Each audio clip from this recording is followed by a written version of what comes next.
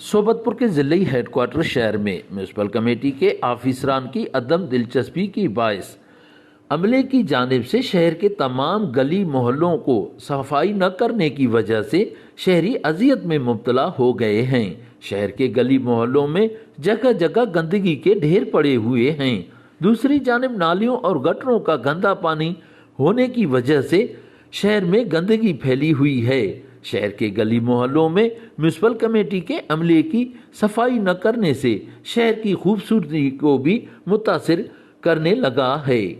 सोबतपुर शहर में बहुत बड़ी कचरा पड़े हुए रोड पे, गलियों मोहल्ले में सफाइयाँ नहीं हो रही है। नाली का पानी घरों में आके पहुंच रहा है। बहुत बड़े अरसे से सफाई नहीं हो रही है। बोल थक रहे, नहीं काम हो रहा है। जमादार को मैं बोलता हूँ भाई सफाई की जाए।